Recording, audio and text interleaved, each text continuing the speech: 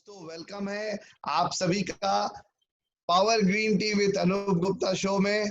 और आज हमारे जो स्पीकर हैं वो दिल्ली से हैं और हमारी इनकी मुलाकात पटाया के बीचेस पे हुई थी। ये घूम रहे थे और हम लोग भी घूम रहे थे और बहुत अच्छे कपल हैं। बेसिकली वो स्टेट बैंक में चीफ मैनेजर पोस्ट से रिटायर हुए हैं और बिजनेस की बातें तो वो सारी कुछ बताएंगे ही, कैसे क्या हुआ, कैसे उनकी लाइफ में उतार चढ़ाव आए। लेकिन बेसिकली बाय हार्ट एक बहुत अच्छे ह्यूमन बीइंग हैं दोनों लोग और यही रीजन है कि आज भी आप उनको देखने के बाद ये नहीं महसूस कर पाएंगे कि आदमी रिटायर्ड है, क्योंकि अभी भी उम्र में वो हमसे भी छोटे ही लगते हैं। तो इसलिए और इस बिजनेस में वो बोलते हैं ना, फटा पोस्टर निकला हीरो, तो एकदम धमाका करने वाले हैं। और कैसे क्या धमाका करने वाले वो सारा कुछ आज आपके साथ शेयर करेंगे। तो आप लोगों की मदद से मैं वेलकम करना चाहता हूँ शैलेंद्र सर और इंदु मैम को। वेलकम नमस्कार सर, वेलकम। नमस्कार, थैंक यू। नमस्कार अनूप सर एवं अमृता मैम। दोस्तों मोदी केयर नमस्कार सभी को।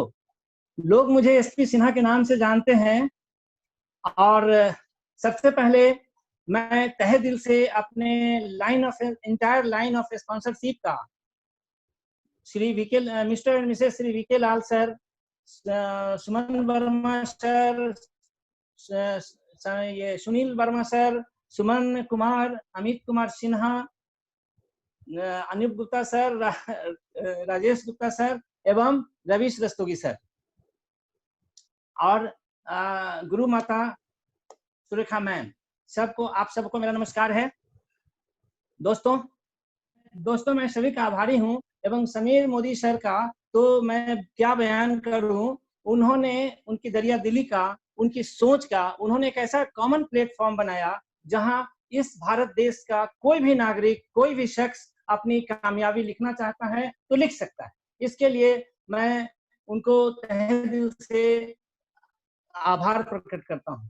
और इससे पहले कि मैं अपने विषय में कुछ शुरू करूं, मैं सुनना चाहता हूं, आपको सुनाना चाहता हूं अपने जाने मन जाने जहां मेरे 3 पुत्रों की माता श्रीमती इंदु सिन्हा जी को। मोदी के नमस्कार, मैं doctor Indu Sinha. Good morning ma'am, welcome. आज मैं अपने पूरे अपलाइन का शुक्रिया करूंगी, है ना। आज मैं अपने विषय में कुछ बताना चाहूंगी। मैं ओरिजिनल इसे गोपालगंज की रहने वाली हूँ, बिहार से। और करीब 60-70 साल पहले हमारे मायके के सारे लोग सिलीगुड़ी में शिफ्ट कर गए हैं। वो बहुत बड़े बिजनेसमैन हैं, उनकी अपनी होटल है, पेट्रोल पंप है और चाय बागान है। काफी अच्छा बिजनेस है उन लोगों का। मेरी जब शादी हुई थी तो मेरे ससुर जो थे वो कानून गो थे और मेरे हस्बैंड बैंक में थे। सोचिए कि मैं एक बिजनेसमैन के घर से पली बढ़ी। न महीना कब शुरू होता था और कब खत्म होता था, कब लिस्ट बनाना था, मुझे कुछ पता नहीं था।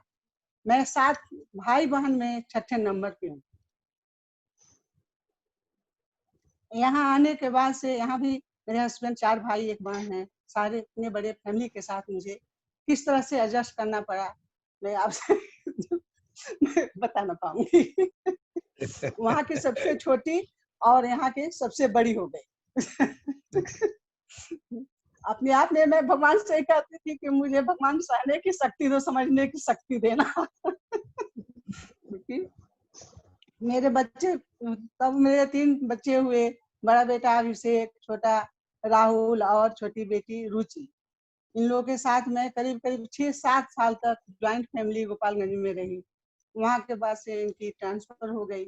मैं जब पटना आई तो बच्चों को मैं दिल्ली शिफ्ट कर दी पढ़ने के लिए, क्योंकि ट्रांसफर जॉब में हमेशा 3 साल के बाद ट्रांसफर होते रहता था। बच्चों लोग के पढ़ने में काफी दिक्कत होता था। उसके बाद मैं अपना मेडिकल का जो मेरा आयुर्वेद का जो क्लिनिक था मैंने शुरू किया। जहाँ इनकी बैंक होती थी वहाँ मेरी क्लिनिक होती थी। जब मेरी क्लिनिक जो चलने पर थोड़ा लाइन पकड़ता था तब तक इनकी ट्रांसफर हो जाती। ऐसे कर ऐसे ऐसे करते करते जैसे सर्विस का लाइफ में मैं क्या बताऊं, महीना में 4 रंग बदलते हैं इनकी। पहले वीक में जोश होता है, सेकंड में मदहोश होता है, और थर्ड वीक में खामोश होता है, और चौथा वीक जब आते आते आदमी जॉब में बेहोश हो जाता है, सोच नहीं पाता है कि अब इसके आगे क्या करना। ये सिलसिला चलते रहा। मैं आज मैं अब यहाँ पर भी जब दिल्ली में आए हुए, मेरे बच्चे बड़े हो गए, जब मैं दिल्ली में आई, यहाँ पर भी मैंने क्लिनिक रखा अपना, लेकिन उसके बाद भी इनका ट्रांसफर हो गया देहरादून। काफी परेशानी होने लगी, इसलिए मैंने इसको बंद, क्लिनिक यहाँ पर बंद कर दिया। उसके पहले हम लोग एमबीए ज्वाइन किए थे, प्रोडक्ट अच्छा था, काम भी अच्छा कर रहे थे, लेवल भी अच्छा था, लेकिन थोड़ा सा अजीब लगा क्योंकि उसमें हम लोग को मन लाख पैसा नहीं आता। एक दिन हम लोग जा रहे थे बाहर घूमने के लिए, पटाया जा रहे थे, उसी पर ट्रिप में हमारे अनूप गुप्ता जी और वीके लाल जी, सुमन जी, ये लोग सब आए थे।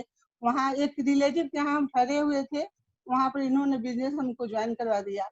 हम भी पटाया गए, टूर में ई भी गए, ये लोग भी गए, मुझे पता नहीं था। लेकिन पटाया बीच में जब हम लोग एक साथ मिले तो काफी खुशी हुई। उसके बाद से बिजनेस हमारा बढ़ने लगा, धीरे धीरे बिजनेस बढ़ते बढ़ते आज हम लोग इस बिजनेस के लेकर के काफी खुश हैं कि मुझे 2-3 ट्रिप मिला है विदेश का, और गाड़ी एक मिली है, पैसा भी थैंक यू। अच्छा आता है। फ्रेंड्स, ये मेरी प्रेरणा स्रोत हैं। तो सबसे बड़ी बात यह है कि जब कभी कुछ भी मैं करता हूँ, इन्हीं से मुझे बहुत बड़ी प्रेरणा मिलती है, तो इसके लिए आपको बहुत बहुत धन्यवाद। तो फ्रेंड्स, शारीरिक यात्रा के क्रम में इस प्लानेट पर मेरा आगमन बिहार के एक वैशाली क्षेत्र है 1954 में हुआ। मेरे पेरेंट्स के 4 पुत्र और 2 पुत्री थी, जिसमें सबसे मेरा नंबर पहला था। तो ये विरासत में मुझे बड़ा होने का एक दायित्व विरासत में मुझे मिला। मेरे ग्रैंडफादर अंग्रेजों के जमाने के वो दीवान साहब थे। तो दीवान साहब थे तो आपको पता होगा कि बहुत बड़ी चलती थी, बहुत बड़ा धाक था उनका, और बचपन मेरा उसी चलती में, दीवान साहब की चलती और धाक में पला। मेरे फादर गवर्नमेंट जॉब में थे, कानूनगो थे, और वो बेहद ही ईमानदार व्यक्ति थे। इतना कानूनगो का जब पोस्ट था जिसमें कि दूसरे कानूनगो को, हम उस समय छोटे थे, तो हम लोगों को ये लगता था कि जो दूसरे उनके समकक्ष के पोस्ट के लोग हैं, उनके यहाँ बहुत पैसा होता था, बहुत तरह की बातें होती थी। लेकिन मेरे फादर बहुत ईमानदारी के कारण तो हमेशा हार्डशिप ही रहता था, तो हम लोगों को उस समय नहीं समझ में आती थी। लेकिन उनकी जो भावना थी त्याग की, और घर का जो पैतृक संपत्ति था हमारा, वो पैतृक संपत्ति का भी उन्होंने कोई उपयोग नहीं किया। बिल्कुल विशुद्ध अपने जो उनके जॉब से जो सैलरी मिलती थी, उसी में हम लोग जीवन यापन करते थे। तो ये विरासत में हमें मिला उनकी त्याग की भावना, और no bank with no balance, कोई बैलेंस नहीं था। अब उसके बाद जब मैं पढ़ रहा था तो मेरी पढ़ाई लिखाई शुरू हुई। जिस तरह से हार्ट का जो हम लोग ईसीजी करवाते हैं, तो मेरी पढ़ाई का भी उसी तरह से ईसीजी की तरह ग्राफ था। सबसे पहले हम लोगों के ज़माने में 1967 में मैं 8th में था, तो 8th में बिहार में बोर्ड हुआ करता था। मैं उस बिहार बोर्ड 8th में, मैं बिहार में टॉप किया। मैं बिहार टॉपर हूँ 1967 का। और उसके बाद मुझे स्कॉलरशिप मिलना शुरू हो गया। वो स्कॉलरशिप मुझे टिल मैट्रिक, जो 10th क्लास पास करने तक मुझे मिलता रहा। लेकिन उतना कम उम्र थी, और ये एक्सपेक्टेशन नहीं था कि मैं पूरे बिहार में टॉप करूंगा। तो ये सुनकर, और इतने ज्यादा उस समय इतना ज्यादा हमको सम्मान मिला, वो मैं बर्दाश्त नहीं कर पाया। मुझे किसी न किसी तरह से अंदर में बहुत बड़ा अहंकार हो गया कि मैं तो हमेशा टॉप ही करूंगा। नतीजा ये हुआ दोस्तों कि 10th का जो बोर्ड था, उसमें मेरा ग्राफ जो है सो नीचे गिरा। मैं 2nd डिवीजन से पास किया। टॉप करने की तो बात छोड़ दीजिए, 1st डिवीजन की भी बात छोड़ दीजिए, मैं 2nd डिवीजन से पास। उसके बाद 12 में आते आते और ग्राफ गिर, सेकंड का सबसे लास्ट जो नंबर होता है उससे मैं पास। फिर अपने आप को संभाला, ग्रेजुएशन में आकर, ग्रेजुएशन में जब मैं आया तो फिर अपने आप को पुनः मैं रिज्यूम कर लिया जो मेरा ग्राफ था ऊपर का। तो मैं अपने गोपालगंज और फादर की चूँकि कंडीशन उस समय इस तरह से हो गई थी ईमानदारी के कारण कि हम मुजफ्फरपुर आरडीएस कॉलेज के स्टूडेंट थे, साइंस कॉलेज के स्टूडेंट थे, उसको छोड़कर मुझे आना पड़ा गोपालगंज में। और एक जगह चूँकि वो एक जगह हम लोग रहते तो परिवार चलता। हम टोटल 4 भाई हैं और 2 बहन थी। तो जब हम गोपालगंज में आ गए तो गोपालगंज के जब ग्रेजुएशन का उस समय जो एक प्रिंसिपल थे उन्होंने बहुत अच्छा एक सिस्टम लगाया था बिफोर फाइनल एग्जाम। एक उन्होंने इंट्रेंस का टाइप का एग्जाम लिया था जो मैट्रिक के क्लास में पहले होती थी, सेंटअप करना नहीं सेंटअप करना। तो उस सेंटअप में ही मैं पूरे अपने कॉलेज में टॉप किया और उस टॉप करने के बाद फिर से हमारे अंदर जान आ गई। और उसके बाद वहाँ गोपालगंज में 1976 में वो स्थिति थी कि कोई भी आदमी केमिस्ट्री पढ़ने के लिए अगर प्रोफेसर के पास जाता था तो वो मुझे मेरे पास भेज देते थे कि वो उनसे पढ़ो, वो बहुत अच्छा पढ़ाएगा लड़का, बहुत उसके पास डेप्थ नॉलेज है केमिस्ट्री की। तो केमिस्ट्री वहाँ एक दो कोचिंग लोगों ने शुरू किया, उस कोचिंग में भी मैंने केमिस्ट्री पढ़ाना शुरू कर दिया।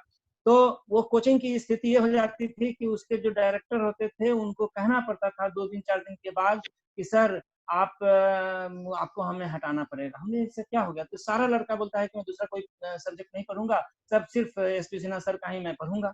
तो इसलिए आपको थोड़ा या तो आप अपने में थोड़ा सुधार लाइए, थोड़ा कम कीजिए ताकि दूसरे टीचर की भी स्थिति रहे।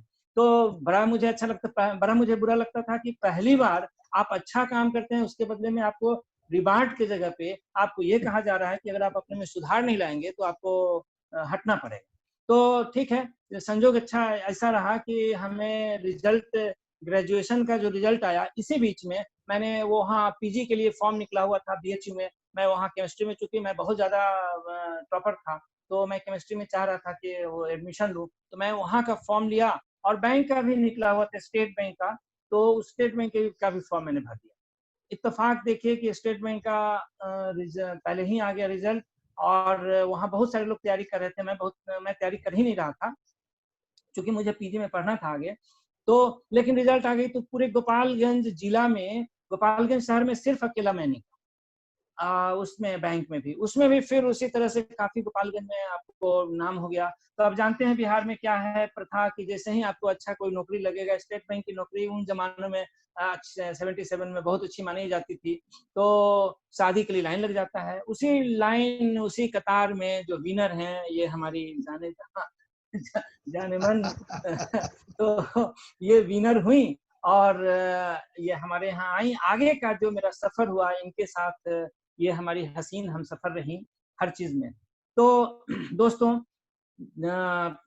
समय शादी के बाद किस तरह से पता नहीं चला कि कैसे समय गुजरा, कैसे शादी का पहला मैरिज एनिवर्सरी आ गया। और जैसे ही पहला दूसरे मैरिज एनिवर्सरी के पहले हमारे ईश्वर ने हमारे हमारे पत्नी के गोद में एक बहुत सुंदर बेटा दे दिया और बहुत हम लोग खुश हुए। उस जमाने में थोड़ा वो भी था जो मैं आपको सच्चाई दिल की बताऊं कि बेटा को लोग थोड़ा ज्यादा मानते थे कि नहीं बेटा हो गया तो बहुत अच्छा हो गया। तो मैं बड़ा खुश हुआ। वहाँ थावे में एक मंदिर है, गोपालगंज में एक थावे मंदिर है, मैं वहाँ गया, वहाँ बहुत मन्नत उन्नत मांगी थी और मैं जाके पूजा वूजा किया। तो ये हो गया खुशियों का सफर। फिर उसी तरह से 1-2 साल बाद मेरा बहुत खूबसूरत एक छोटा बेटा हो गया। फिर 3-4 साल बाद हमारी एक बेटी हो गई। ये सब लगातार खुशी पर खुशी हर साल मिलती गई और एक वो वक्त भी आ गया जबकि तीनों बच्चों के बाद अब मुझे जरूरत हुई कि किराए के मकान में पहले रहता था तो किराए का मकान नहीं, अब मुझे अपना घर चाहिए जिसमें कि हमारे बच्चे अच्छे तरीके से खेल पाए। तो मैं घर बनाने के लिए बैंक आप खर्च बढ़ गए, 3-3 बच्चे हो गए और पूरी फैमिली, हम लोग ज्वाइंट फैमिली थी। वो सारे भाई, पिताजी, माताजी सारे लोग साथ ही रहते थे। तो फादर हमारे रिटायर कर चुके थे। अब आप सोचिए कि बैंक की एक नौकरी से ये पॉसिबल बिल्कुल नहीं था, किसी भी तरह से पॉसिबल नहीं था पूरे परिवार के साथ हंसी खुशी में जीना। और शादी हुई थी तो मैंने पहला अपनी पत्नी से एक ही ड्रीम मांगा था कि भाई हमारे जो 3 भाई हैं और जो 2 बहन है वो उसको मैं अपने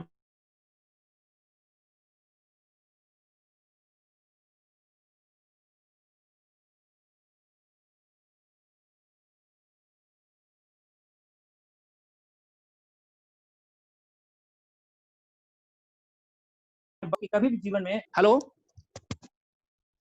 हाँ हेलो, सर। हाँ सर आवाज ठीक नहीं है, आ रही कंटिन्यू थी? कंटिन्यू। नहीं, हम्म, अब आ रही है, कंटिन्यू प्लीज। ठीक, थैंक यू सर।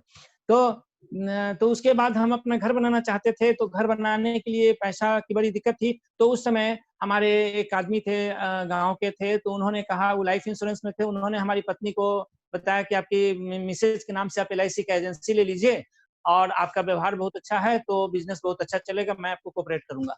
तो मैंने LIC की एजेंसी ले ली। बहुत मैं एक ही बात जानता हूं कि कोई भी काम करना है इतनी इतनी जम के करना है जिसका कि आपको ये नहीं कभी हो कि न खुदा ही मिला न दीदारे सनम। जनरली ऐसा होता है कि जब दो नाव पे लोग डालते हैं पैर, तो न खुदा ही मिलता है और न दीदारे सनम हो पाता है।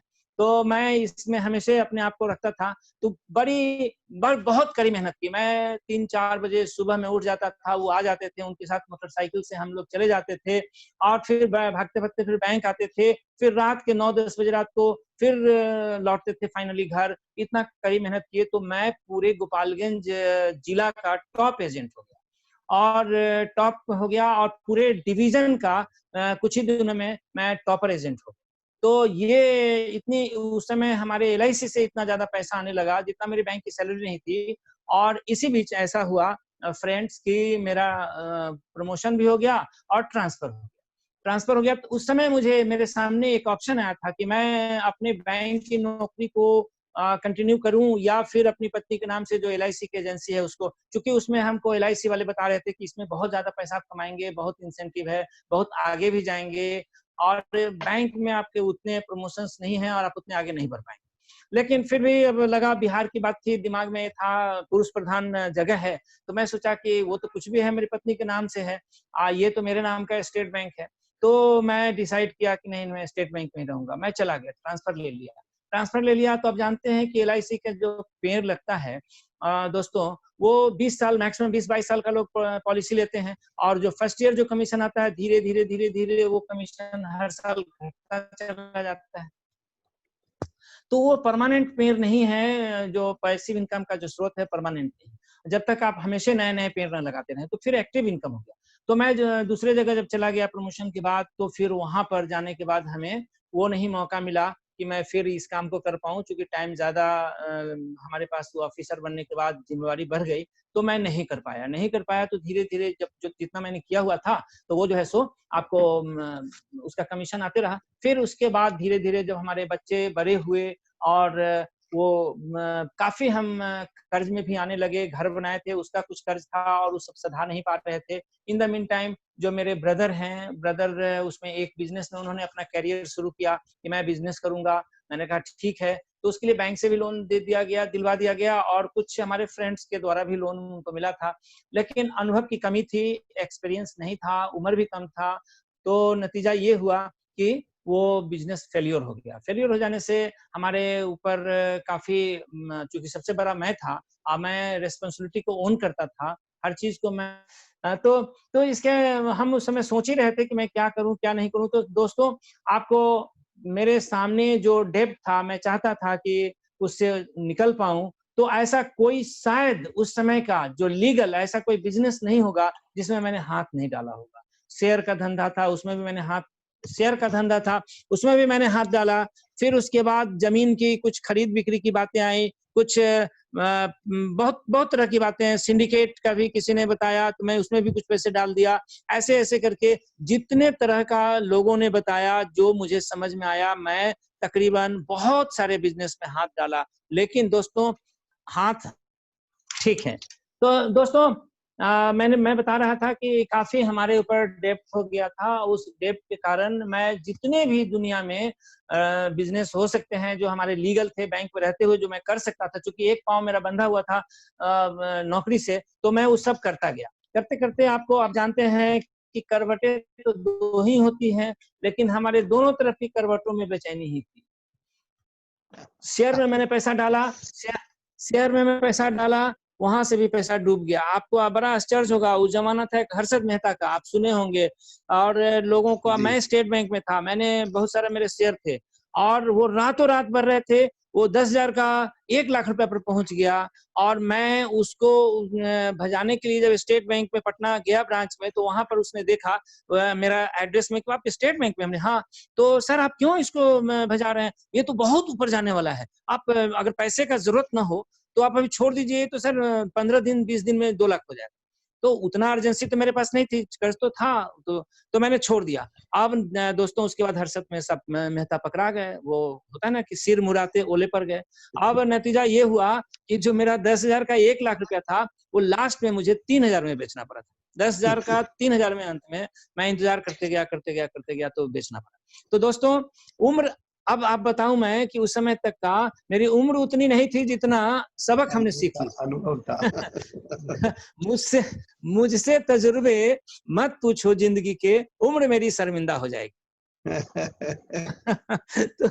तो दोस्तों उसके बाद ट्रांसफर भी होता रहा, परिवार की जिम्मेवारियां भी चलती रही, और सब के बीच में हम, तब तक मेरे भाई बड़े हो गए थे और वो उन्होंने कुछ सीख भी लिया था। उसके बाद उन्होंने अपना स्टार्ट किया बिजनेस, तो दिल्ली चले आए। दिल्ली डालने के बाद जो है सो उन्होंने अपना बिजनेस स्टार्ट किया। थोड़ी सी वहां से हम लोग को राहत मिली। उसके बाद हम ये बैंक में ही थे, तो एक हम गए जा रहे थे एक दिन अपने ये पार्टी के यहाँ इंस्पेक्शन में, तो गाड़ी हमारी पीछे उसकी पेट्रोल घट गई थी, तो वो पेट्रोल पंप पे पेट्रोल भरवाने लगा। तो मैंने सोचा, कहा कि ठीक है तब तक मैं आगे बढ़ जाता हूँ। तो मैं आगे बढ़ा तो एक साइकिल के दुकानदार को मैंने दिया हुआ था लोन, वो जबरदस्ती हमें रोक लिया, रोक करके मिठाई उठाई मंगाने लगा। मैंने कहा ठीक है, मैं ब्रांच मैनेजर था वहाँ, काफी मेरी प्रतिष्ठा थी, तो उनके सन इन लॉ आए हुए थे, उन्होंने उससे परिचय करवाया। तो कहाँ पटना में रहते थे, और उस समय मैं मोतिहारी की बात बता। तो उनसे मैंने पूछा आप क्या करते हैं, तो उन्होंने बड़ा अट्रैक्टिव, उन्होंने कहा कि मैं इंटरनेशनल बिजनेस करता हूँ। इंटरनेशनल बिजनेस क्या होता है? अब मुझे तो चारों तरफ से बिजनेस की तलाश थी कि कोई ऐसा बिजनेस हो जो मैं बैंक में रहने के साथ साथ कर सकूं। तो उन्होंने इंटरनेशनल बिजनेस मैंने क्या है, तो बोले सर इसके लिए आपको कल आना पड़ेगा, वहाँ एक मीटिंग है, बहुत बड़े एक सक्सेस लीडर आ रहे हैं, बताएंगे। तो मुझे बहुत अंदर से काफी उत्सुकता थी और मैं चला गया। तो वहाँ एमवे का एक मीटिंग चल रही थी, आए हुए थे एक आरडी श्रीवास्तव करके बड़े अच्छे लीडर, उन्होंने बड़ा अच्छा, पहली बार मैं किसी ऐसे मीटिंग में गया था जिस मीटिंग में सपनों की बात हो रही थी। उन्होंने कहा कि दोस्तों आप बताएं, दिल में, कोई जरूरी नहीं कि आप ऊपर बाहर में बोलें, कि आप बताएं कि आप अपने शादी का, जिनका भी 10 साल हो गया, अपनी पत्नी को उनके मैरिज डे या फिर उनके जन्मदिन पे कब आपने सोने का हार दिया है। तो मैं बैंक में ऑफिसर था, ब्रांच मैनेजर था, बहुत सारी बातें थी, लेकिन उसके बाद मैंने भी गिरेबान में झांका कि मैंने कभी नहीं दिया था। तो वो बताया कि ये जिंदगी तो फिर दोबारा नहीं मिलती है। तो वो चीज बहुत छोटी-छोटी बात उन्होंने ड्रीम को अंदर ऐसा, मैं बहुत ध्यान से सुन रहा था, पूरा एकदम हमारे समझिए कि किसी ने मेरे दिल के अंदर शीशा पिघला के डाला। और मुझे लगा कि मैं तो बहुत फेल्योर हूँ, मैं कुछ नहीं कर पा रहा हूँ। तो मैंने कहा कि करना, उसके बाद उन्होंने एक प्रोडक्ट था, जिस प्रोडक्ट का डेमोन्स्ट्रेशन दिखलाया, वो सीधे मेरे दिल में, दिमाग में उतर गई। वो एलओएस था, उन्होंने शू पॉलिश लगाया, शू पॉलिश लगा करके एक 2 रुमाल था, एक रुमाल से उन्होंने पोंछा, उसके बाद दूसरे एक डिटर्जेंट में डाला और एक जो है सो इससे किया, तुरंत साफ हो गया। मैंने कहा कि यार ये तो गजब का प्रोडक्ट, मैं पूछा करना क्या है? उन्होंने कहा कि ऐसे-ऐसे उस समय आ रही थी, 4,500 रुपए में ज्वाइनिंग किट होती थी। मैंने तुरंत ज्वाइन किया, और आप तो जान ही रहे थे कि जिस तरह से गर्मी के बाद काफी पृथ्वी जो पानी के लिए एकदम रहता है छटपटाया हुआ, और जब बरसात होती है छना करके सारा पानी। तो मैं तो बिजनेस चाह रहा था कि कोई ऐसा मिले, और उन्होंने बताया कि ये इंटरनेशनल बिजनेस है, बहुत बड़ा बिजनेस है। तो मैं दिन रात लगा दिया। आपको आश्चर्य होगा कि 7 दिन में उसमें एक लीडर्स एलसी क्वालिफाई करना होता था। अब तो याद नहीं है, 20-22 आदमी को ज्वाइन कराना पड़ता था। मैंने 20-22 आदमी को अब उस जमाने में 4,500 रुपए लगवा करके ज्वाइन कराना, मैंने ज्वाइन करा दिया। ये सब करा उड़ा करके मैं तुरंत मैं बहुत तेजी से भागता गया।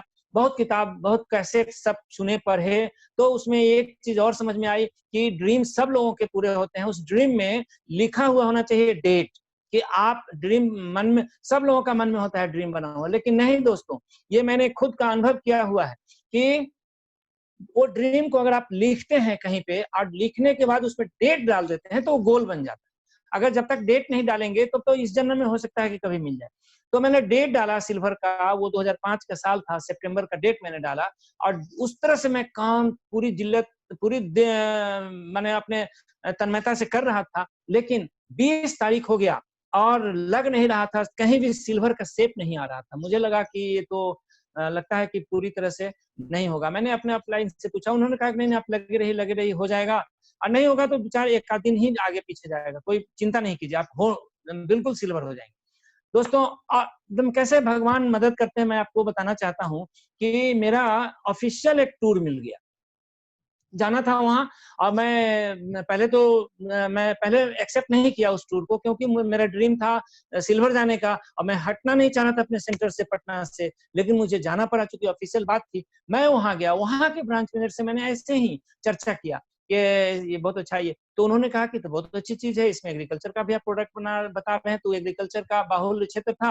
तो उन्होंने नेक्स्ट डे एक मीटिंग रख दी, उसमें 60-70 आदमी गांव से बुला लिया उन्होंने, वो मुखिया, सरपंच और ये और वो सब लोगों को। उसके बाद हमने भी तुरंत पटना से फोन किए, हम अपने एक बड़े लीडर को बुला लिए और बहुत अच्छा, बहुत शानदार वो मीटिंग हुआ। मीटिंग के बाद वो 60-70 व्यक्ति थे, शायद ही 1-2 आदमी नहीं ज्वाइन किए होंगे, सारे के सारे लोग ज्वाइन किए और सारे के सारे लोगों ने ज्वाइन किया। और सिल्वर की बात तो छोड़ दीजिए, वो डिस्टिंक्शन के साथ हमारा सिल्वर क्वालिफाई हो गया, कंपीट कर गए हम उस महीने।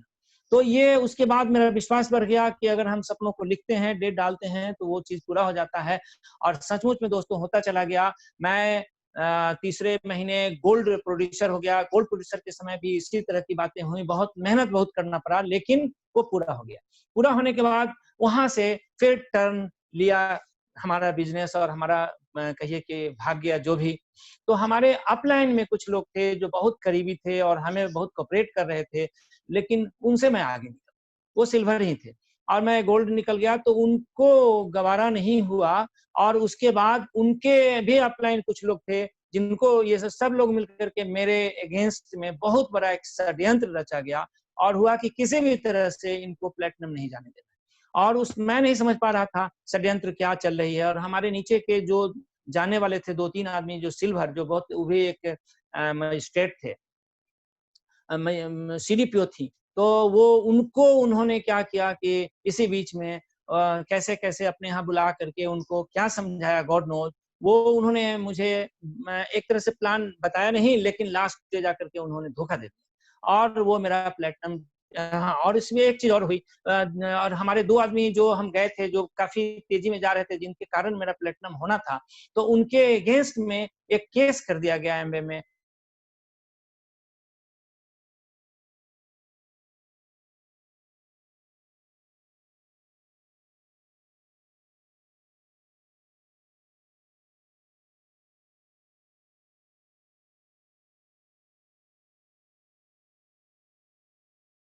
का होल्ड भी हट गया कि हमारे साइड से कोई गलती नहीं थी। उन्होंने रिजाइन नहीं किया था, लेकिन वहां कभी कुछ लेते नहीं थे और उन्होंने रिन्यूअल नहीं कराया था, तो उसके कारण हो गया। तो एनीवे दोस्तों, तो मुझे लगा कि बाहर की दुनिया में पॉलिटिक्स चलती है, बैंक में थे वहां पॉलिटिक्स चलता ही था। ये लोग प्रमोशन के समय कभी भी कोई आदमी आगे बढ़ता है, समाज में भी हम लोग देखते हैं कि जब कोई आगे बढ़ता है तो लोग टांग खींचना चाहते हैं। तो ये चीज मुझे वहां अच्छा नहीं लगा। मैंने कहा कि नहीं, तब तो फिर बेकार है, एक तो मेरा सरकारी नौकरी है, बैंक है, स्टेट बैंक है, अब मैं ऐसे समाज में फिर क्यों रहूंगा। तो उसके कारण मैं वहां से हट गया। लेकिन एमवे का प्रोडक्ट बहुत अच्छा मुझे लगा था, मैं उसके प्रोडक्ट का यूजर बना रहा और बिजनेस से मैं आउट। और उसके बाद मेरा ट्रांसफर भी हो गया दिल्ली, हम दिल्ली चले आए, बातें भूल गए। फिर मैं दिल्ली आने के बाद आप जानते हैं कि दिल्ली में कितनी दूरी, यहाँ पर 30 किलोमीटर, 40 किलोमीटर, 50 किलोमीटर वो उसकी जो दूरी होती है, वो सब तो दूरी यहाँ पर कुछ नहीं होता है, लगता है कि एकदम नजदीक है। आप यहाँ पर मिलना चाहेंगे किसी एक आदमी से तो सारा दिन आपको गुजर जाएगा। तो ये सब सारी स्थिति के कारण मैंने कहा कि नहीं, मैं छोड़ दूं, जब करना है तो जम के करूंगा, नहीं तो नहीं करूंगा। और वो चीज फिर मैंने ये अपना प्रोडक्ट लेते रहा, लेकिन अपने जो हमारे टीम के कुछ लोग थे उनसे मैंने अपना संपर्क बनाए हुए था। 2017 में हमारा रिटायरमेंट था, तो मैंने सोचा कि जब 2017 में मैं रिटायर कर जाऊंगा तब मैं इस बिजनेस को करूंगा, इसलिए रिलेशनशिप को मैंने तोड़ा नहीं था, मैं बनाए हुए था। और यहाँ पर आकर के हम दिल्ली में आए, फिर हमारे बच्चे पढ़ लिख करके, बड़े बेटे की नौकरी हो गई, फिर छोटे बेटे की नौकरी, दोनों इंजीनियर थे, बड़े बेटे कंप्यूटर इंजीनियर और वो मैकेनिकल थे, तो इनकी भी अपनी जॉब लग गई, उनका भी जॉब लग गया। जॉब चेंज करते-करते ये भी 2-3 जॉब चेंज किए और छोटे बेटे का भी लास्ट में उसका गवर्नमेंट का वो हो गया वहाँ पे हिंदुस्तान एरोनॉटिक्स में। उसके बाद बेटी हमारी मीडिया से की थी, तो बिहार का ही एक सौभाग्य मिथिला चैनल था, फिर फोकस चैनल चैनल था, उस चैनल पे उसका प्रोग्राम आता था रात के 9:30 बजे, बहुत अच्छा प्रोग्राम आता था। तो उसकी डायरेक्टर बन गई थी, किसी-किसी सीरियल में उसने अपना एक्टिंग का भी काम किया था। तो इस तरह से परिवार फिर से हम लोगों का ठीक-ठाक चल ही रहा था। इसी बीच फिर आपको आया यहाँ पर भी घर लेने की बात, तो फिर आता है कि जब जैसे ही आप कुछ सोचते हैं, तो फिर आपको पैसे की एक्स्ट्रा ज़रूरत होती है। तो हम सोच रहे थे कि अब जो भी करेंगे, तो अब 2017 के बाद ही करें। और इसी बीच में हमारे बड़े बेटे ने अपनी फिर जॉब उनका ट्रांसफ़र हो गया था, तो वो भी छोड़ दिए, छोड़ कर के उन्होंने अपनी कंपनी शुरू कर दी। आज बहुत अच्छी उनकी कंपनी है। दूसरे बेटे ने भी अपना कॉम्पिटिशन वगैरह की तैयारी कर रहे थे, वो उनको मन था कि नहीं थोड़ा पावर, तो बिहार में एसडीएम है वो। और बेटी भी हमारी तैयारी कर रही थी, स्टेट बैंक की पीओ में कभी-कभी छूट गया थोड़ा-थोड़ा से, लेकिन लास्ट में वो एसबीआई लाइफ में चली आई। तो इस तरह से करके फ्रेंड्स हम लोगों का परिवार चल रहा था। 2017 की जो लास्ट है, तो अब हमारे पास ऑप्शन बहुत सारे थे कि मैं रिटायरमेंट के बाद क्या करूँगा? बैंक में भी यहाँ पर मैं काफ़ी अप्रोचेज़ हो गए थे, तो हमारे बैंक से भी बहुत ऑफर थे आफ्टर रिटायरमेंट होता है बैंक बहुत सारे डिपार्टमेंट में। तो मैं वही सोच रहा था क्या करूँ, क्या नहीं करूँ? कि इसी में ईश्वर का सारी चीज़ें चलती रहती है कि हम जा रहे थे पटाया बैंक की तरफ से, तो उसमें हमें घर होके जाना होता था, तो पटना में मेरा 1 दिन का स्टे था। तो मैंने सोचा कि मेरा स्टे है तो मैं क्यों नहीं पटना में जो मेरा एमबीए की जो टीम है, अब तो 3-4 महीना बाद काम करना है, तो मैं उनसे फ़ोन किया, तो वो विनय कुमार लाल सर थे, स्टेट बैंक के ही थे, मैंने उनको फ़ोन किया, तो जो फ़ोन उन्होंने जिस तरह से रिसीव किया दोस्तों, वो मैं बताऊँ कि जितना वो है ना कि एक बड़ा सुंदर किसी ने कहा कि रुदा मेरी बेतावी की उनको तो बधाई लोगों ने, वो भी है मेरे, वो बेचैन है मेरे लिए लोग। तो हम जितना बेचैन थे उनसे मिलने के लिए, वो हमसे भी ज़्यादा बेचैन थे हमसे मिलने के लिए। उनके बात से लगा। मैंने कहा कि ऐसी क्या बात होगी? इतना तत्परता क्यों है? उन्होंने कहा कि आज मैं एकदम मिलना चाहता हूँ, मिलिए। तो हमारे साथ 1-2 फ्रेंड भी आएँगे। हमने चलिए और अच्छी बात है आपके साथ फ्रेंड आएँगे तो क्या है? मैं अपनी फ़ायदा सोच रहा था कि अच्छा है इनके फ्रेंड सब बढ़ रहे हैं और वो अपना सोच रहे थे। ख़ैर एनीवे 12 बजे रात को आए, तो 12 बजे रात को आए तो विनय सर थे, सुनील वर्मा सर थे, सुमन कुमार जी थे और ये हमारे ग्रेट जीबीडी अनूप गुप्ता साहब थे। तो ये बिल्कुल आए, उसके बाद हमसे बात हुई कि आप एक प्रोडक्ट का डेमो दिखलाते हैं। सुमन सर ने प्रोडक्ट का डेमो दिखलाया, तो मैंने कहा कि सर देखिए एमवे का प्रोडक्ट है, मैं यूज़ करता हूँ न्यूट्रिलाइट डेली, मैं यूज़ करता हूँ उसका जिनसेंग, 4-5 प्रोडक्ट का मैंने नाम लगाया कि ये मैं पर्सनल यूज़ करता हूँ, उससे मुझे बहुत फ़ायदा है, तो मैं ये नहीं छोड़ पाऊँगा। तो इन्होंने कहा कि सर कैसे पता चलेगा कि आप उससे भी कहीं अच्छा हो? नंबर 1, नंबर 2 कि एक-आध आप समझ लीजिए कि जो बहुत ज़्यादा आपको जिसके प्रति है, उसको ठीक है आप वही यूज़ कीजिएगा, बट जो वहाँ नहीं है, वो तो आप यहाँ कर सकते हैं। और यहाँ देखिए प्लान बहुत अच्छा है, इन्होंने अपना कुछ एक्सपीरियंस सुनाया। मैंने देखा कि प्रोडक्ट अच्छा है ही और ठीक है, इन्होंने परमिशन दिया कि उसका प्रोडक्ट हम एक-आध यूज़ कर सकते हैं, उस समय। तो मैंने इंस्टेंटली विदेश जा ही रहे थे, पासपोर्ट था, पासपोर्ट दे दिया, जॉइनिंग हो गई। हम लोग चले गए पटाया। पटाया में ये नहीं पता था कि इन लोगों का भी प्रोग्राम है और हम लोग जो है सो उम, मुलाकात हो गई बीच पे और हम देखे सारे लोग थे, तो सारे लोग को देख कर के उसमें उत्तम गुप्ता सर भी थे, वो सब लोग हमारे एमबीए में जितने भी लोग थे, उस सारे के सारे लोगों को मैंने देखा, बहुत अमित सिन्हा सर थे, तो मुझे बहुत अच्छा लगा कि वही पुरानी राहों से बहुत आवाज़ ज़ोर-ज़ोर की आवाज़ आ रही थी, तो मैंने बहुत दिल से सोचा कि मैं सोचा था कि रिटायरमेंट के बाद करूँगा, लेकिन नहीं, कुछ-कुछ अभी से शुरू कर देता हूँ। मैं जब पटाया से लौट रहा था दोस्तों, तो फ्लाइट में मैं और मेरी पत्नी बनाना शुरू किए, मुझे याद है 77 लोगों का लिस्ट हमने फ्लाइट में ही बना लिया था। और उसी फ्लाइट में जो एक व्यक्ति थे उनको मैंने एक जगह स्टॉपेज थी 4-5 घंटे का, तो उस 4-5 घंटे में मैंने उनको स्पॉन्सर भी कर दिया। उसके बाद हम जब आ गए यहाँ, तो आने के बाद हमारे मित्र थे एक डीएसपी थे सहरसा में, तो मैंने सहरसा में मित्र थे, तो मैंने उनको फोन किया, वो हमारे साथ एमबीए में भी थे, तो मैंने फोन किया, तो उन्होंने एक ही लाइन कहा कि सिन्हा साहब, इन सब चीजों में आपका एक्सपीरियंस बहुत अच्छा है और आप बहुत अच्छे आदमी हैं, आपसे मैं बहुत प्रभावित रहता हूँ, बताइए आप जहाँ हैं मैं वहाँ हूँ, मुझे नहीं सोचना है कुछ भी। तो मैंने कहा कि ठीक है, तो भाभी जी का आप आईडी भेज दीजिए। उन्होंने आईडी भेज दिया। आईडी भेजने के बाद वहाँ 1-2 आदमी से उन्होंने फोन पे बात कराया, चूंकि वो कुछ जानते नहीं थे और सामान भी उन्होंने बड़े अच्छे यूजर थे तो उन्होंने ले लिया। और आज वो उनके कारण उनका ट्रांसफर हो गया, प्रमोशन होके एसपी होके पटना चले आए। उनके कारण आज जो वहाँ का मेरा टीम है वो क्राउन, हमसे भी एक लेवल ऊपर क्राउन मेरा वो टीम है, जिनको कि मैं सिर्फ फोन से, और अभी तक मैं सिर्फ एक ही बार जा पाया हूँ। मेरे अप्लायंस का और ये मोदी केयर का जो सिस्टम है उसका इतना कमाल अच्छा है कि सब लोग मिलकर के जो हमारे खेत में पानी पटाते रहे और आज वो बगीचा बहुत बड़ा है। दूसरा हमारा एक दोस्त थे, वो भी पोरबंदर में थे, मैंने उनको फोन किया और वो भी बताया कि मैं पोरबंदर में, दिल्ली कब आइएगा, क्योंकि बताया गया था कि बिना डेमो को ज्वाइन नहीं कराना। तो एक तो मेरे बहुत फास्ट थे फ्रेंड और उनसे भी मेरी दोस्ती थी एमबीए के कारण ही, लेकिन वो हमारे टीम में नहीं थे। तो मैंने उनसे पूछा तो वो बोले कि नहीं आप बताइए बात क्या है। 2-3 महीने बाद दोबारा जब मैंने फोन किया कि मुझे दिल्ली आने में लेट है, आप बताइए, तो मैंने फोन पे इनको बताया। तो वो भी इतना ही बात बोले कि भाई मैं आपसे बहुत प्रभावित रहता हूँ, आप अगर कोई चीज कर रहे हैं तो वो गलत नहीं होगा। तो इसलिए दोस्तों ये तो मैं समझता ही था कि इस कदर जला हूं मशक्कत की धूप में कि अब कोई भी मौसम हो पसीना नहीं आता। तो दोस्तों वो उन्होंने भी अपना मिसेज का आईडी भेज दिया और वहां से बिजनेस शुरू हो गई। आज वह भी टीम हमारी एसीडी है और 99.9% चांस है कि इस महीना वो प्लेटिनम जाएगी टीम। तो ऐसे करके वो हमको एक बात समझ में आई कि एक ही समानता होती है एक इंसान की जिंदगी में और पतंग में। जब तक ऊंचा रहता है तभी तक वाहवाह होती है, जब तक पतंग ऊपर है तब तक वाहवाह देखिएगा, जैसे ही पतंग नीचे जाती है फिर गर्त में चली जाती है। तो इंसान की जिंदगी को भी मैंने महसूस किया है कि इंसान की जिंदगी में भी वही बात है कि अगर आप जब तक ऊंचा है तब तक आपका वाहवाह होगा, अगर ऊंचा नहीं है तो फिर। उसके बाद हम रिटायर हो गए। रिटायर होने के बाद मैंने स्टार्ट किया धूमधाम से। मैं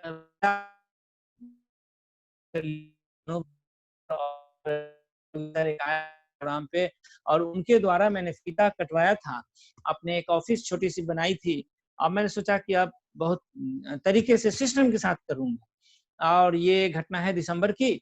और उसके बाद जनवरी में हमारे पिताजी 98 ईयर्स के थे और बहुत ही, तो उन्होंने वो गिर गए बाथरूम में। गिर जाने से उनके कमर की हड्डी टूट गई और उसके बाद उनका सिलसिला शुरू हो गया बीमारियों का। और मई में जा करके वो 11 मई को, जिस दिन हमारा दुबई जाना था, दुबई का वो हम क्वालिफाई किए थे और दुबई 11 मई 2018 को ही वो फ्लाइट थी और 11 मई को ही रात में हमारी फ्लाइट से 2-3 घंटा पहले वो एक्सपायर कर गए। अब एक्सपायर कर गए तो मैं दुबई भी नहीं जा पाया और उसके बाद मैं मेरे शटर गिर गया। फिर मैं सोचा कि अब फिर मूड बनेगा तब स्टार्ट होगा। उसके बाद कुछ ही दिन के बाद अब यहाँ आए थे तो घर हमारा था लिया हुआ, 2 फ्लोर था, लास्ट एक फ्लोर ग्राउंड फ्लोर बचा हुआ था, उसके बहुत बड़े एक नेता थे उनका था, तो उन्होंने उनसे डील हो गई और वो मकान ले लिया। मकान ले लिया तो अपने ढंग का रिनोवेट करवाने लगे। रिनोवेट में जो इंजीनियर आर्किटेक्ट था वो थोड़ा सा टाइम लगा दिया। एनीवे वो उसके बाद मैंने फिर शुरू किया कि अब मैं करूंगा। तो 2019 का वो जून के आसपास तैयारी मेरी फिर शुरू हुई। जैसे ही शुरू हुई तो मेरी बेटी का शादी तय हो गया। वो चल रही थी प्रपोजल और वो तय हो गया, तो ये बहुत बड़ी खुशी। और हमारे अपने जीवन का ये हमारी बेटी का एक ऐसा उत्तरदायित्व था जिसे हमको बहुत अच्छे तरीके से हम लोग करना था।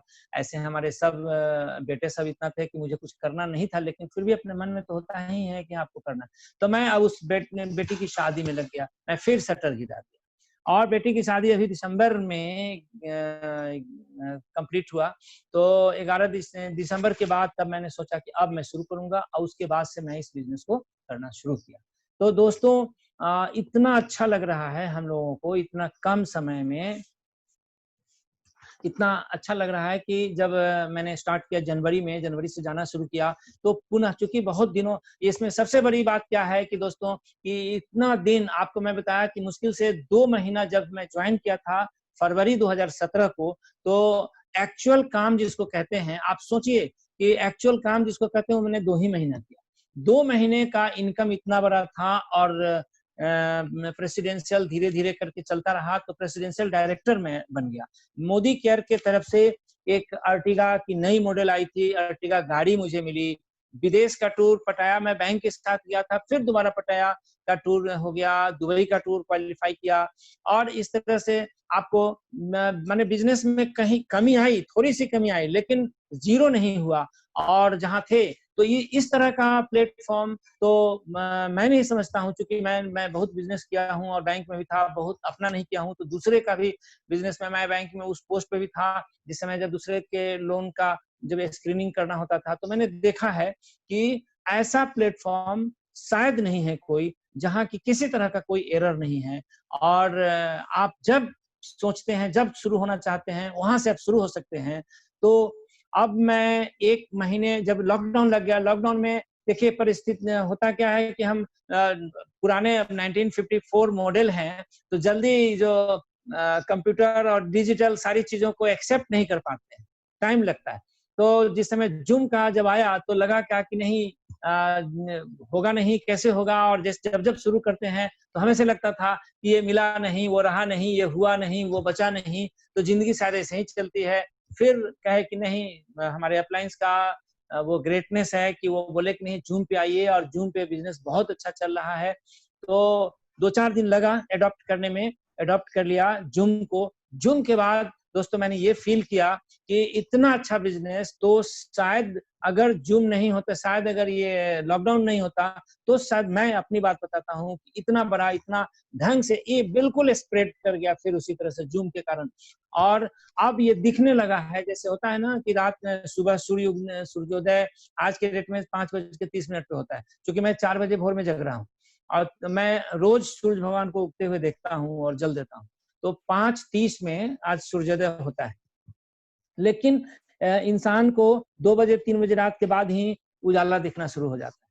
तो दोस्तों मुझे अब जिस तरह से जूम के बाद जो लग रहा है, वो लग रहा है कि मैं अपना प्लानिंग जो मैंने बनाया है कि इसी साल अक्टूबर में मेरा जीवीडी पूरा हो जाएगा। और उस तरह से जब मैंने डेट डाला, और हमसे ज्यादा इसमें जीवीडी जब मैं बनूंगा तो मैं और मेरे परिवार को तो खुशी होगी ही, लेकिन सबसे ज्यादा खुशी होगी अनूप गुप्ता सर को। क्योंकि अनूप गुप्ता सर को इसलिए खुशी होगी क्योंकि इनके अंदर हम देखे कि जिस समय मैं कुछ भी नहीं था, सिर्फ मैं ज्वाइन किया था, पता नहीं इन्होंने क्या मुझ में देखा था कि तुरंत फोन करके ये दिल्ली आए थे। मैं उस समय नौकरी में ही था, इन दिल्ली आए और उसी महीने ये जीवीडी गए थे, आरबीडी थे उस समय। और इन्होंने मैंने कहा कि भाई आपके लायक तो हमारा प्लेटफॉर्म नहीं है, हम उतने लोगों को नहीं बुला पाएंगे। इन्होंने कहा कुछ नहीं, आप जितने लोगों को बुलाइएगा मैं आऊंगा। और ये आए थे, 15-20 आदमी को मैंने उस मीटिंग में बुला पाया था। और इन्होंने वो इनके अंदर थी कि नहीं, मुझे पता नहीं कि मुझे जीवीडी जल्दी पहुंचा देना है, मुझे इनका बहुत बड़ा सपना था मुझे पहुंचाने का। और ये हर बार कोशिश करते गए, हमें से कितनों भीड़ में, मैं पटना का एक मीटिंग अटेंड किया था, काफी भीड़ थी, उसमें भी अकेले आकर के इन्होंने कहा कि आप शेर जग गया। हमने की सर कोशिश है, शेर जग गया इन्होंने कहा था। और मुझे क्या पता थी कि मैं जब शुरू होता था कुछ परिस्थितियां आ जाती थी उस तरह की। तो दोस्तों एक मैं बात बताना चाहूंगा कि दुनिया में जो आनंद, जितने दुनिया की मैं बात बता रहा हूँ, मैंने बहुत पढ़ाई भी की है, मैंने कुछ लिखा भी है, वो भी मेरा प्लानिंग था, मैं जीवीडी बनूंगा उसके बाद मैं छपवाऊंगा अपने किताब को। तो मैं जिंदगी का बहुत नजदीक से, बहुत करीब से मैं जिंदगी को जीता हूँ। तो दुनिया में जितने भी लोग हैं वो सिर्फ 2 ही तरह से आप आनंद को प्राप्त कर सकते हैं, तीसरा तरीका नहीं आनंद प्राप्त करने का। जो ये 2 तरीके को अपनाए हैं वही लोग आनंद में है, बाकी सारी दुनिया के लोग दुखी हैं, सारी दुनिया के लोग। तो क्या है मैं बता देना चाहता हूँ यहाँ पे कि पहला तरीका तो ये है कि आप जो है सो एक बायो फीडबैक मशीन है, अमेरिका ने उसको डिजाइन किया है, बायो फीडबैक मशीन बोलते हैं, जो ब्रेन के आपका जो वेवलेंथ होता है उसको वो नापता है, उसको वो कैप्चर करता है। तो जब आदमी किसी चीज में बहुत खुश होता है, इंसान को पहले खुश कराया जाता है उसकी चीजों को पूरा करके, तो जब आदमी खुश होता है तो एक लेंथ का जो वेव का उसकी जो फ्रीक्वेंसी होती है उसको उसमें पता चल जाता है। तो इंसान क्या करता है कि पहला, जिसमें सबसे ज्यादा लोग जो खुश होते हैं, तो अब आपको ये मालूम हो गया कि जब उस वेव लेंथ पे हम आएंगे तो वेवलेंथ कब होगा? जब आपको बड़ी गाड़ी मिलेगी, जब आपको बड़ा घर मिलेगा, जब आपके बच्चे अच्छे करेंगे, जब आप हर दिन कुछ ना कुछ नई-नई चीजें प्राप्त करते रहेंगे, तो इसमें पैसा बहुत लगेगा। तो ये मोदी केयर का एक ऐसा सिस्टम है कि एक बार आपने वो पेड़ लगा दिया आम की खेती जैसा, और उसका सारी जिंदगी इस तरह से आप बैठे रहेंगे, उसको लगा करके बेकार आएगा, करेगा, हर बार आपको पैसा देके जाएगा आपकी जिंदगी। धान की खेती वाली बात नहीं है जो कि हर बार मेहनत करना पड़ेगा और बहुत कम पैसा आएगा। तो इसमें मोदी केयर एक ऐसा चीज है जो आपको मैं बता रहा था कि खुश रहने का, आनंद रहने के लिए परिस्थितियों को आपको अपने अनुसार बदलना होगा। परिस्थितियों को बदलने का मतलब फ्रीक्वेंसी हमें से उस लेवल पे होगी जिस लेवल पे आपको बहुत ज्यादा खुशी होती है। एक तरीका ये है, और दूसरा तरीका ये है कि अपने वेवलेंथ को चेंज करना। जो हमारा ब्रेन का जो वेवलेंथ है, तो वो साधना करते हैं लोग, साधक लोग होते हैं जो अपने जो ब्रेन का जो खुशी वाली चीज है तो उस चीजों से मिल रहा है, अब वो बिना उस चीज के चाहते हैं कि हम अपने उस लेवल को लाएं, तो उसके लिए ध्यान करना पड़ता है, साधना पड़ता है। जब वो सध जाता है कि आप चाहे कहां जहां भी रहें, उस व्यक्ति को आप नर्क में भी डाल दीजिए, वो स्वर्ग का ही मजा लेगा। आप उसको झोपड़े में डाल दीजिए, वह महल का ही आनंद लेगा, क्योंकि वो अब उस पर डिपेंडेंट नहीं है, बाहरी चीजों पे डिपेंडेंट उसका वो वेवलेंथ नहीं है। उसने अपने आप को कंट्रोल कर लिया कि वो आप जहां चाहेंगे, आप जिस समय चाहेंगे, आप उस फ्रीक्वेंसी पे आ जाएंगे। तो झोपड़ा में है लेकिन अपने फ्रीक्वेंसी को महल में रखे हुए।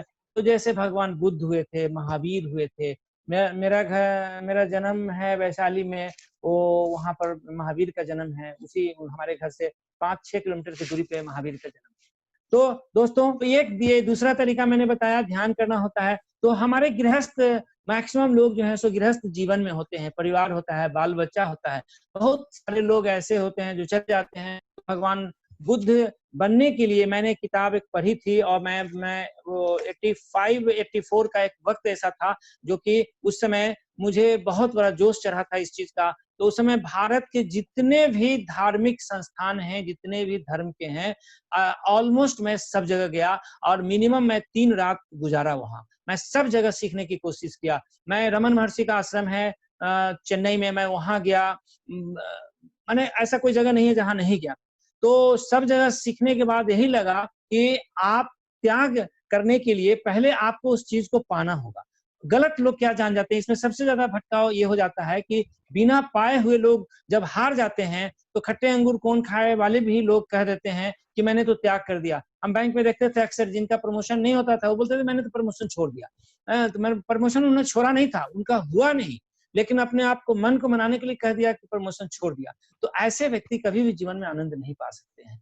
आपको स्वीकारना होगा सच्चाई से, और सच्चाई से स्वीकारने के लिए आपको पहले वो चीज पाना होगा। अगर आप चाहते हैं कि हम दूसरे वाले तरीके से आनंद को पाएं, तो सबसे पहले भौतिक चीजों की आपको अति से अंत होता है। जब